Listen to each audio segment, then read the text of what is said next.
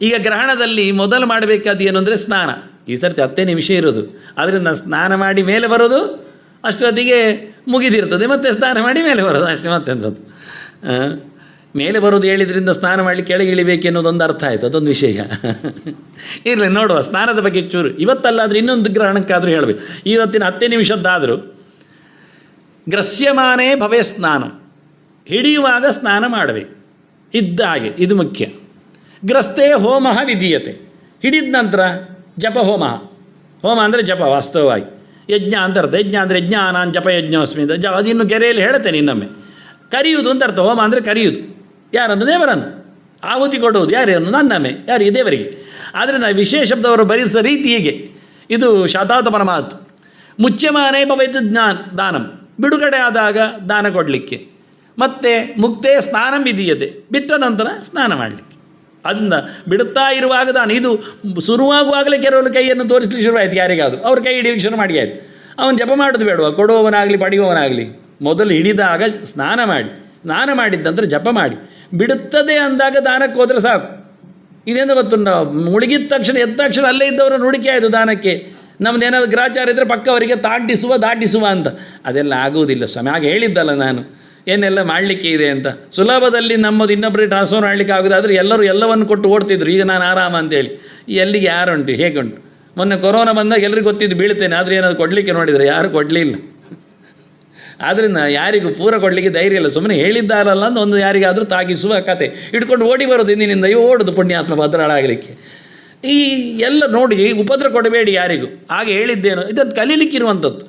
ಮೊದಲು ಸ್ನಾನ ಮಾಡಿ, ಮತ್ತೆ ಜಪ ಮಾಡಿ. ನಿಮಗೆ ಗ್ರಾಚಾರ ಉಂಟು ಅಂತ ಹೆದರಿಕೆ ಉಂಟಾ? ಜಪ ಮಾಡಿ, ನಾರಾಯಣ ನಾರಾಯಣ ನಾರಾಯಣ ಹೇಳ್ತಾ ಇರ್ರಿ. ಪರವಾಗಿಲ್ಲ, ಈಗ ಹೇಳಿದ್ದಲ್ಲ, 10 ಅವತಾರ ತೋರಿಸಿದ್ನಲ್ಲ, ದೇವರೇ ಮುಖ್ಯ ಅಂತ ಗ್ರಹಗಳೇ ಹೇಳಿಕೊಂಡವಲ್ಲ. ನಮ್ಮನ್ನು ಕರಿಬೇಡಿ, ನಾವು ಅಲ್ಲ, ನಾವು ಕೇವಲ ಸೂಚಕರು. We are the indicators, not the owners. ನಾವು ಏನು ಕೊಡುವುದಿಲ್ಲ. ನೀವು ಇಲ್ಲಿ ಬನ್ನಿ, ದೇವರ ಹತ್ರ ಮಾತಾಡಿದ್ದು ಅವರೇ ಹೇಳಿ, ಅದು ಇನ್ಯಾರ ಹತ್ರ ಕೇಳಬೇಕು ನಾವು? ಅವರೇ ಹೇಳಿದ ನಂತರ ನಾವು ಮತ್ತೆ ಬಂದು ಅವನ ಬೀಲ ಹಿಡಿಯುವುದ ಹೋಗಿ?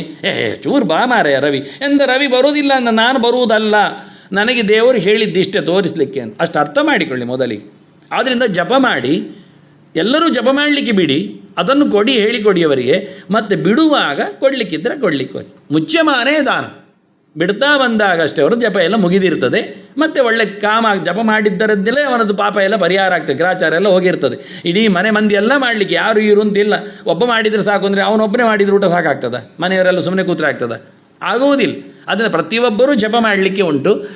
ಮುಗಿದ ನಂತರ ಸ್ನಾನ ಮಾಡಿ ಮಾರ್ಯಾರೆ. ಕೆಲವರೆಲ್ಲ ಮುಗಿದ ನಂತರ ಕಾಯುವುದು. ಎಂಥದಕ್ಕೆ ಕಾಯೋದು? ಮುಗಿದ ನಂತರ ಓಡಾಡೋದು ಬೇಡ. ಮುಕ್ತೇ ಸ್ನಾನಂ, ಮುಗಿತಾ ಕೂಡಲೇ ರೆಡಿಯಾಗಿ ಶುದ್ಧಾಚ ಸ್ನಾನ ಮಾಡಿ. ತಪಃ ಜಪಃ ತೀರ್ಥಸೇವಾ ದೈವಬ್ರಾಹ್ಮಣ ಪೂಜನಂ ಗ್ರಹಣಾದಿಷು ಕಾಲೇಶು ಮಹಾಪಾತಕ ಶೋಧನಂ. ಇದು ಕೂರ್ಮ ಪುರಾಣದಲ್ಲಿ ಹೇಳಿ. ಗ್ರಹಣ ಕಾಲದಲ್ಲಿ ಏನು ಮಾಡಬಹುದು ಅಂದರೆ ಪಟ್ಟಿ ಮಾಡಿದ್ದಾರೆ. ತಪಸ್ಸು ಅಂದರೆ ಚಿಂತನೆ ಅಂತ ಅರ್ಥ. ಆದ್ದರಿಂದ ಓದಬಹುದು, ವೇದಾದಿಗಳನ್ನು ಪಾರಾಯಣ ಮಾಡುವುದರಲ್ಲಿ ಅಡ್ಡಿ ಇಲ್ಲ, ಅನುಸಂಧಾನ ಮಾಡಲಿಕ್ಕೆ ಬರ್ತದೆ. ತಪಸ್ಸು 3 ಮುಖದಲ್ಲಿ ಇದೆ, ವಾಚಿಕವಾಗಿದೆ, ಮಾನಸಿಕವಾಗಿದೆ, ದೈಹಿಕವಾಗಿದೆ. ಅದನ್ನು ಪ್ರಧಾನವಾಗಿ ದೈಹಿಕ ಅಂದರೆ ಅನಶನ, ಊಟ ಮಾಡದಿರುವುದು, ಮಾತಾಡದಿರುವುದು, ಮೌನ, ಆನಂತರ ಭಗವಂತನ ಎಚ್ಚರ ಚಿಂತನೆ ಮಾಡ್ತಾ ಇರುವುದು, ಇದು ಮುಖ್ಯ. ನಿದ್ದೆ ಮಾಡದೇ ಇರುವುದು ಎಲ್ಲ ತಪಸ್ಸು. 2ನೇದು ಜಪ, ಮತ್ತೊಂದು ತೀರ್ಥ ಸೇವಾ. ಹೋಗಿ ಸ್ನಾನ ಮಾಡೋದು ಎಲ್ಲಿ ಕೇಳಿದರೆ ತೀರ್ಥದಲ್ಲಿ.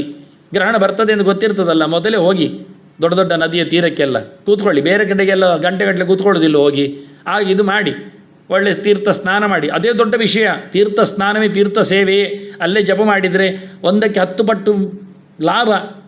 ನದಿ ತೀರದಲ್ಲಿ ಮಾಡಿದ ಜಪಕ್ಕೆಲ್ಲ 1ಕ್ಕೆ 100ಕ್ಕೆ ಕೌಂಟ್ ಮಾಡ್ತಾರೆ ಅವರು, 1000 ಅಂತ ಕೌಂಟ್ ಮಾಡ್ತಾರೆ ತೀರ್ಥಕ್ಷೇತ್ರಗಳಲ್ಲೆಲ್ಲ. ಮತ್ತು ದೇವಬ್ರಾಹ್ಮಣ ಭೋಜನಂ, ದೇವತೆಗಳಿಗೆ ಬ್ರಾಹ್ಮಣರಿಗೆ ವಿಶೇಷವಾದಂಥ ಅವಕಾಶ. ಕಲಿತವರು ಅಂತ ಅರ್ಥ. ದೈವದ್ವಿಜ ಗುರುಪ್ರಾಜ್ಞ ವಂದನಂ, ಇದು ಶಾರೀರಿಕ ತಪಸ್ಸಿನಲ್ಲಿ ಕೃಷ್ಣ ಪಟ್ಟಿ ಮಾಡಿದ್ದಾನೆ. ದೈವದ್ವಿಜ ಗುರುಪ್ರಾಜ್ಞ ವಂದನಂ ಶೌಚ ಮಾರ್ಜವಂ, ಇದು ಬ್ರಹ್ಮಚರ್ಯಂ ಅಹಿಂಸಾಚ ಶಾರೀರಂ ತಪೋಚ್ಯತೆ. ತಪಸ್ಸಿನ ಒಂದು ಮುಖ ಪ್ರಭೇದ ದೈವಬ್ರಾಹ್ಮಣ ಪೂಜನ, ತಿಳಿದವರನ್ನು ಸಂತೋಷಗೊಳಿಸುವಂಥದ್ದು. ಇದಿಷ್ಟು ಗ್ರಹಣ ಕಾಲದಲ್ಲಿ ಮಾಡುವಂಥದ್ದು. ಗ್ರಹಣಾದಿಶು ಹೇಳಿದ್ರಿಂದ ಪರ್ವಕಾಲಗಳಿಗೆ ಇದು ಅನ್ವಯ. ಸಂಕ್ರಾಂತಿಗೆ, ಅಮಾವಾಸ್ಯೆಗೆ, ಕಾಲಿ ಹುಣ್ಣಿಮೆಗೆ ಎಲ್ಲಕ್ಕೂ ಲೆಕ್ಕಾಚಾರ ಇದು. ಒಳ್ಳೆಯ ದಿವಸಗಳು ಅಂತೇಳಿ ಹೇಳ್ತಾನೆ. ಒಳ್ಳೆಯ ದಿವಸಗಳಲ್ಲಿ ಇದೆಲ್ಲ ಮಾಡಬೇಕಾದ್ದು ಅಂತ.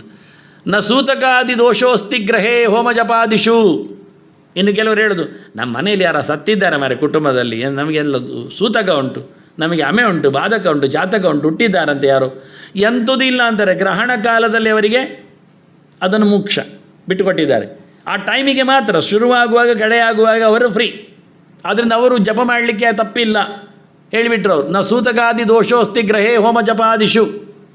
ಮತ್ತೆಂತ ಮಾಡ್ಬೋದು ಕೇಳಿದರೆ, ಗ್ರಸ್ತೆ ಸ್ನಾಯಾದು ಉದಕ್ಯಾಪಿ ತೀರ್ಥಮುದ್ಧೃತ್ಯವಾರಿಣ. ಎಲ್ಲಿವರೆಗೆ ಅವರು ಫ್ರೀನೆಸ್ ಕೊಟ್ಟಿದ್ದಾರೆ ಕೇಳಿದರೆ, ಒಬ್ಬನಿಗೆ ಯಾವುದೋ ಕುಟುಂಬದಲ್ಲಿ ಸತ್ತ ದೋಷ ಇದೆ, ಇನ್ನು ಯಾರಿಗೋ ಒಬ್ಬನಿಗೆ ಅವನ ಕುಟುಂಬದಲ್ಲಿ ಎಲ್ಲಿಯೋ ಹುಟ್ಟಿದ ಜಾತಾ ಶೌಚ ಇದೆ. ಇವರಿಬ್ಬರಿಗಿಂತ ಮಿಗಿಲು ಮೈಲಿಗೆ ಅಂತ ಶಾಸ್ತ್ರ ಲೆಕ್ಕಾಚಾರ ಮಾಡಿದವಳು ಮುಟ್ಟಾದವಳು ರಜಸ್ವಲ್. ಅವಳಿಗಿಂತ ಹೆಚ್ಚು ಮೈಲಿಗೆ ಆದವರು ಹೆತ್ತಬ್ಬೆ. ಅವಳಿಗಿಂತ ಹೆಚ್ಚು ಮೈಲಿಗೆ ಆದವನು ಬೆಂಕಿ ಕೊಟ್ಟು ಶವವನ್ನು ದಾಹ ಮಾಡಿ ಬಂದವ. ಇದು ಲೆಕ್ಕ, ಕ್ಯಾಟಗರಿಯ ವ್ಯವಸ್ಥೆ. ಹಾಗಿರುವಾಗ ಇವರು ಹೇಳ್ತಾರೆ ಗ್ರಸ್ತೆ ಸ್ನಾಯಾದ್ ಉದಕ್ಯಾಪಿ ಅಂತ. ರಜಸ್ವಲೆಯೂ ಗ್ರಹಣದಲ್ಲಿ, ಗ್ರಹಣ ಹಿಡಿದಾಗ ಸ್ನಾನ ಮಾಡಲಿಕ್ಕೆ ಉಂಟು ಅಂತ. ನಮ್ಮಲ್ಲಿ ಇವತ್ತಿನವರೆಗೂ ಆಚರಣೆಯಲ್ಲಿ ಇಲ್ಲದ ವೇದವ್ಯಾಸರ ಮಾತದು, ನಾವು ಎದುರುಗೊಂಡಿದ್ದೇವೆ. ಆದರೆ ಒಂದು ವಿಷಯ ಹೇಳ್ತಾರೆ ಅವರು, ತೀರ್ಥ ಮುದ್ಧೃತ್ಯವಾರಿಣ ಅಂತ. ನದಿಯನ್ನು ಮುಟ್ಲಿಕ್ಕಿಲ್ಲ, ನದಿಯಲ್ಲಿ ಎತ್ತಿ ನನ್ನ ನೀರಲ್ಲಿ ಸ್ನಾನ ಮಾಡಲಿಕ್ಕೆ ಅಂತ. ಇದರಿಂದ ಇನ್ನೊಬ್ಬರಿಗೆ ತೊಂದರೆ ಆಗುವುದಿಲ್ಲ, ಆದರೆ ಅವರು ಶುದ್ಧ ಆಗ್ತಾರೆ. ಆಗ ಅವರಿಗೆ ಫ್ರೀನೆಸ್ ಕೊಟ್ಟಿದ್ದೇವೆ. ಆಗ ಅವಳು ರಜಸ್ವಲೆ ಕನ್ಸಿಡರೇಷನ್ನಿಗಲ್ಲ ಅಲ್ಲ ಅಂತೇಳಿ ಯಾರ ಹತ್ರ ಹೋಗುವುದಲ್ಲ. ಮತ್ತೆ ಅವಳಿಗೂ ಗ್ರಹಣ ಕಾಲದಲ್ಲಿ ಶುಭವಾದ ಕೆಲಸ ಮಾಡಲಿಕ್ಕೆ ಅವಕಾಶ ದೇವರು ಕೊಟ್ಟಿದ್ದಾರೆ.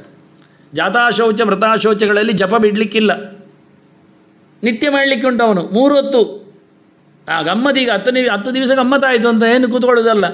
ಎಷ್ಟೋ ಜನ ಗ್ರಹಣ, ಎಷ್ಟೋ ಜನ ಸೂತಕ ಜಾತಕ ಎಲ್ಲ ಕಮ್ಮಿ ಮಾಡಲಿಕ್ಕೆಲ್ಲ ಕಷ್ಟಪಡ್ತಾ ಇದ್ದಾರೆ. ಯಾಕೆಂದರೆ ಉಳಿದ ದಿವಸ ಜಪ ಮಾಡಿದ್ರಲ್ಲ, ಯಾಕೆ ಅಲ್ಲ, ಇದು ಎಲ್ಲಿ ಹೋಗಿ ಊಟ ಮಾಡಲಿಕ್ಕೆ ಮತ್ತೆಂಥದ್ದು, ಅದು ಪ್ರಯೋಜನ ಇಲ್ಲ. ಇವರು ಸಾಧನೆ ಮಾಡಲಿಕ್ಕೆ ಮೃತಕವನ್ನು ಜಾತಕವನ್ನು ಕಮ್ಮಿ ಮಾಡಿದರೆ ಒಂದು ವಿಷಯ, ಸಾಧನೆ ಮಾಡಲಿಕ್ಕಿಲ್ಲ. ದಿನ ಮಾಡೋದು 4 ಗಂಟೆಗೆ ಎದ್ದು ಇನ್ನೊಬ್ಬರ ಮನೆಯಲ್ಲಿಯೇ ಕೊಳ್ಳಿ ಇಡೋದು. 10 ದಿನ ರಜೆ ಹೇಳಿದರೆ ಮನೆಯಲ್ಲಿ ಕೂತ್ಕೊಳ್ಬೇಕಾಗತ್ತಲ್ಲ. ನಮಗೆ ಎಂಥ ಸಮ ಉಂಟು ಹೇಳಿ ಹೋಗೋದು. ಅವನಿಗೆ ತಿಳಿಸ್ಬೇಕು ಯಜಮಾನನಿಗೆ, ನನಗೆ ಆಶೋಚ ಉಂಟು, ನಾನು ಕಮ್ಮಿ ಮಾಡಿಕೊಂಡಿದ್ದೇನೆ, ಆಗ್ಬೋದು ಅಂತ. ಅವಾಗ ಕೊಳ್ಳಿ ಹಿಡಿತಾನೆ, ಹೋಗು ಮಗನೇ ಅಂತ. ನನಗೆ ಬೇರೆ ಪುರೋಹಿತ ಬರ್ತಾನೆ, ನೀನು ಬೇಡ ಅಂತ, ನಿಮ್ಮ ಮನೆಯಲ್ಲಿ ಮಾಡಿ ಅಂತ. ಊರು ಹಾಳು ಮಾಡಲಿಕ್ಕೆ ಇವರು ಮಾಡಿಕೊಳ್ಳೋದು. ವೇದವ್ಯಾಸರು ಹೇಳೋದು ಯಾಕೆ ಮತ್ತೆ ಮಾತನ್ನು? ದಿನನಿತ್ಯ 3 ಹೊತ್ತು ಚೆನ್ನಾಗಿ ಜಪ ಮಾಡ್ತಾ ಇದ್ದೀಯಾ, ಆಗ ನಿನಗೆ ಎಲ್ಲಿಯಾದರೂ ಹೆಚ್ಚು ಕಮ್ಮಿ ಆದರೆ ಕಷ್ಟ. ಅಯ್ಯೋ ಜಪ ಮಾಡಲಿಕ್ಕೆ ಆಗ್ತಾ ಇಲ್ಲಲ್ಲ, ಆಶೋಚ ಬಂತಲ್ಲ, ಅಯ್ಯೋ ದೇವರೇ ಅಂಥವು ಯಾವನೊಬ್ಬ ಪಡ್ಕೊಳ್ಳುವ ಕಾಣೋದಿಲ್ಲ ನಮಗೆ. ಸ್ವಸಾಧನೆಯಲ್ಲಿ ಯಾರು ಸೋಲ್ತೇನೆ ಹೇಳಿಕೊಳ್ಳುವ ಆಶೋಚಗಳಿಗೋಸ್ಕರ ಹೆದರುವ ಒಬ್ಬ ಮನುಷ್ಯ ಇಲ್ಲ ಇವತ್ತು. ಅಂಥವನಿಗೆ ದೇವರು ಸಾಧನೆ ಮಾಡಲಿಕ್ಕೆ ಮೋಸ ಆಗಲೇ ಇಲ್ಲ. ನೀನು ಆಶೋಚದಲ್ಲಿ ಜಪ ಮಾಡುವನ್ನ 3 ಹೊತ್ತು ಮಾಡು, 3 ಹೊತ್ತು ಸ್ನಾನ ಮಾಡಲಿಕ್ಕೆ ಉಂಟು, ಜಪ ಮಾಡಲಿಕ್ಕೆ ಉಂಟು. ಅವನಿಗೆ ಏನಾಯಿತು ಕರ್ಮ? ಅದನ್ನು ವಾಸ್ತವವಾಗಿ ಹೇಳ್ತಾರೆ ಉದಕ್ಯಾಪಿ ಅಂತ. ರಜಸ್ವಲೆಗೂ ಗ್ರಹಣ ಕಾಲದಲ್ಲಿ ಒಂದು ಮೋಕ್ಷ ಕೊಡುವ ವಿಷಯ. ಆಶೋಚಗಳಿಗೆ ಬಿಡಿ, ಜಾತಾಶೋಚಕರ ಮೃತಾಶೋಚಗಳಿಗೆ ಇಲ್ಲವೇ ಇಲ್ಲ ಆಶೋಚ. ಆಗ ಆ ಪೀರಿಯಡಲ್ಲಿ ಅವರು ಸ್ನಾನ ಮಾಡಲಿಕ್ಕೆ ಉಂಟು, ಜಪ ಮಾಡಲಿಕ್ಕೆ ಉಂಟು, ಅವರು ಗೌಜಿಯಲ್ಲಿ ದಾನ ಮಾಡಲಿಕ್ಕೆ ಉಂಟು. ರಜಸ್ವಲೆಗೂ ಒಂದು ಫ್ರೀನೆಸ್ ಕೊಟ್ಟಿದ್ದಾರಲ್ಲ, ಎಂಥ ಅದ್ಭುತವಾದಂಥ ಒಂದು ಫ್ಲೆಕ್ಸಿಬಲ್ ಧರ್ಮ ಅಂತ ನೋಡಿ. ಇದು ಧರ್ಮ ಅಂದರೆ, ಧರ್ಮದಲ್ಲಿ ಅನ್ಯಾಯ ಮಾಡಲಿಕ್ಕಿಲ್ಲ, ಬಲಾತ್ಕಾರ ಇಲ್ಲ ಹೇಳಲಿಕ್ಕೆ ಇಂಥ ಅದ್ಭುತವಾದ ವ್ಯವಸ್ಥೆ. ಅಂದರೆ ಸ್ತ್ರೀಯರು ಆಚರಣೆಯಲ್ಲಿ ದೂರ ಶಾಸ್ತ್ರ ಇಡಲಿಲ್ಲ. ನಾವು ಅವರಿಗೆ ಬೈಲಿಕ್ಕೆ ಬರುವುದು, ನಿಲ್ಲಿಸ್ಲಿಕ್ಕೆ ಬರುವುದು, ಆದರೆ ಮಾತು ಬೈಲಿಲ್ಲ. ಅರ್ಥ ಮಾಡಿಕೊಳ್ಬೇಕಾದ ಅವರನ್ನು ಹೇಳಿದ್ದಾರೆ ಅಂತ ಹೇಳೋ ಮಾತಿದು. ಇದು ವಿಶೇಷವಾದ ಒಂದು, ನಾ ಹೇಳಿದಲ್ಲ, ಶಾಸ್ತ್ರ ಎಲ್ಲಿಯೋ ಇದೆ, ಪ್ರಮಾಣಗಳು ಎಲ್ಲಿಯೋ ಇವೆ, ನಾವು ಮಾತ್ರ ಎಲ್ಲೋ ಇದ್ದೇವೆ ಅಂತ, ಅದರ ಪಕ್ಕದಲ್ಲಿ ಇಲ್ಲ ಅಂತ. ಅದು ಹೇಳಿದ್ದನ್ನು ಮಾಡೋದಿಲ್ಲ, ಅದು ಹೇಳದ್ದನ್ನು ಮಾಡ್ತೇವೆ, ಇಷ್ಟೇ ವಿಷಯ. ಶೀತಂ ಉಷ್ಣೋದಕಾತ್ ಪುಣ್ಯಂ. ಈಗ ಗಮ್ಮತ್ತುಂಟು, ಸ್ನಾನ ಮಾಡಲಿಕ್ಕೆ ಹೇಳಿದ ತಕ್ಷಣ ಯಾವುದು ಮಾಡುವ, ಬಿಸಿನೀರು ಮಾಡುವ, ಮಾಡಿ ಮಾರಾಯರೆ. ಆದರೆ ತಣ್ಣೀರು ಮಾಡಿದರೆ ಬಿಸಿ ನೀರಿಗಿಂತ ಹೆಚ್ಚು ಪುಣ್ಯ ಅಂದರು. ಇನ್ನಿಮಿಷ್ಟ ಯಾವುದನ್ನು ಕ್ಯಾಶ್ ಮಾಡ್ತೀನಿ ನೋಡಿ. ನಿಮಗೆ ತಣ್ಣೀರು ಮಾಡಿ ಎಲ್ಲಿಯಾದರೂ ತಲೆ ಹಾಳೇ ಆಗ್ತದೆ ಅಂತಾದರೆ, ನೀವು ಗ್ರಹಣಕ್ಕೋಸ್ಕರ ಸ್ನಾನ ಮಾಡಿ ತಲೆ ಹಾಳು ಮಾಡಿಕೊಳ್ಳುವುದಕ್ಕಿಂತ ಬಿಸಿನೀರು ಮಾಡಿ ಅಂತ ನಾವು ಹೇಳ್ತೇವೆ ಅಷ್ಟೇ. ಅದು ಬಿಟ್ಟರೆ ಸಾಧನೆ ದೃಷ್ಟಿಯಿಂದ ಇನ್ನು ಸಣ್ಣ ಮಕ್ಕಳು, ಹೆಂಗಸರು, ಆಗದವರು, ರೋಗಿಗಳು ಇವರೆಲ್ಲ ಹಿಡಿಯುವಾಗ ಬಿಸಿನೀರು ಮಾಡಿದರೆ ಒಳ್ಳೆಯದು. ಮೊದಲಿಗೆ ಅದು ಬಿಸಿನೀರು ಮಾಡಿ ಇಡಲಿಕ್ಕೂ ಬರ್ತದೆ. ಎಷ್ಟೊಂದು ಈ ಗ್ರಹಣ ಶುರುವಾಗ್ತಿ ಗೊತ್ತುಂಟು, ಮೊದಲೇ ಮಾಡಿಟ್ರೆ ತೊಗೊಂಡೋಗಿ ಬಕೆಟಲ್ಲಿ ಇಟ್ಟುಬಿಟ್ರೆ ಅಲ್ಲೇ ಸ್ನಾನ ಮಾಡಿ ಅಂಗಳದಲ್ಲಿ ಬಂದರೆ ಆಯಿತು, ಸೀದಾ ಸಮಸ್ಯೆ ಇಲ್ಲ. ಶುರುವಾಗುವಾಗ ಬಿಸಿನೀರು ಸ್ನಾನ ಮಾಡೋದ್ರಲ್ಲಿ ಅಡ್ಡಿ ಇಲ್ಲ, ಆದರೆ ಮುಗಿಯುವಾಗ ಮಾತ್ರ ಬಿಸಿನೀರು ಸ್ನಾನ ಮಾಡಲಿಕ್ಕೆ ಆಗುವುದಿಲ್ಲ. ಯಾಕೆ? ಬಿಸಿನೀರು ಯಾರು ಮಾಡೋದು? ಈಗೆಲ್ಲ ಗ್ಲೀಸರೆಲ್ಲ ಉಂಟು, ನಿಮಗೆ ಗೊತ್ತಿಲ್ಲ, ಅದು ಸುಲಭ ಉಂಟು, ಗುಂಡಿ ಒತ್ತಿದರೆ ಬರ್ತದೆ ಅಂತ. ಆದರೆ ನೀರು ಮೊದಲೇ ಇರ್ತದಲ್ಲ, ಹೊಸ ನೀರು ಅಲ್ಲಲ್ಲ ಅದು. ನಮಗೆ ಫ್ರೆಶ್ ವಾಟರ್ ಆಗಬೇಕು. ಗ್ರಹಣ ಅದಕ್ಕೆಲ್ಲದಕ್ಕೂ ಗ್ರಹಣ ಹಿಡಿದಿದೆ. ಈಗ ಟಾಂಕಿ ನೀರಿಗೂ ಗ್ರಹಣ ಹಿಡಿದಿದೆ. ಎಂತ ಮಾಡುವ? ಈಗ ಕೊಳಾಯಿ ನೀರಿಗೂ ಗ್ರಹಣ ಹಿಡಿದಿದೆ. ಎಲ್ಲಿ ಅಲ್ಲಿ ಕಾರ್ಪೊರೇಷನಲ್ಲಿ ದೊಡ್ಡ ಟ್ಯಾಂಕಿಯಲ್ಲಿ ನೀರು ಗ್ರಹಣ ಆಗಿದೆ ಈಗ. ಆದ್ದರಿಂದ ಫ್ರೆಶ್ ವಾಟರ್ ಯಾರು ಬಿಡ್ತಾರೆ? ನದಿಗೆ ಹೋಗ್ಬೇಕು ಸರ್. ಅದಕ್ಕೆ ಇಲ್ಲಿ ಬರಿತಾ ಹೋಗ್ತಾರೆ ನೋಡಿ, ಧರ್ಮಸಿಂಧು ಎಷ್ಟು ಚೆನ್ನಾಗಿ ಹೇಳ್ತದೆ ಅಂತ. ಅಪಾರಕ್ಯಂ ಪರೋದಕಾತ್. ಇನ್ನೊಬ್ಬರ ನೀರಿನಲ್ಲಿ ಮೀಯುವುದಕ್ಕಿಂತ ನಿನ್ನ ನೀರು ಒಳ್ಳೆಯದು. ನೀರಿಗೂ ನಾವು ಓಡನಾಗಬೇಕು ನೋಡಿ. ಈಗ ಇನ್ನೊಬ್ಬರದ್ದು ಹೋಗಿ ನೀರು ಕುಡಿದ್ರೆ, ನೀರು ಪಡೆದರೆ ಸ್ವಾರಸ್ಯ ಇಲ್ಲ. ಭೂಮಿಷ್ಠ ಉದ್ರುತಾತ್ ಪುಣ್ಯಂ, ನೆಲದಲ್ಲಿರುವ ನೀರಿಗಿಂತ ಉದ್ರುತಾತ್ ಮೇಲೆ ಎದ್ದು ನೀರು ನೀರು ಅಂದರೆ ಬಾವಿ ನೀರಿಗಿಂತ, ಉದ್ರುತ ಅಂದರೆ ಬಾವಿ ನೀರು ಎತ್ತಿ ಪಡೆದದ್ದು, ಎತ್ತಿ ನೀರು ಪಡೆಯುವುದಕ್ಕಿಂತ ಇದ್ದ ನೀರು ತೆಗೆಯುವುದು ಒಳ್ಳೆಯದು.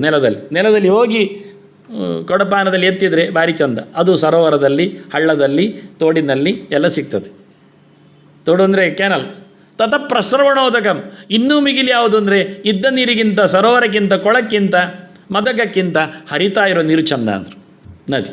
ಪ್ರಸ್ರವಣೋದಕ್ಕೆ ತಥೋಪಿ ಸಾರ ಸಂಪುಣ್ಯಂ, ಅದಕ್ಕೆ ಬೆಸ್ಟ್ ಅಂದರೆ ದೊಡ್ಡ ಸರೋವರ, ಅದ್ಭುತವಾದದ್ದು. ಇದು ಹರಿಯುವುದು ಅಂದರೆ ನಾನು ಹೇಳಿದ ಕ್ಯಾನಲ್ ಅಷ್ಟೇ, ಸಣ್ಣ ಸಣ್ಣ ತೋಡುಗಳು ಅಷ್ಟೇ, ಜರಿ ಇದ್ದಾಗೆ. ಇದಾಗಲ್ಲ, ದೊಡ್ಡ ಸರೋವರ ಅದ್ಭುತವಾಗಿರ್ತದೆ.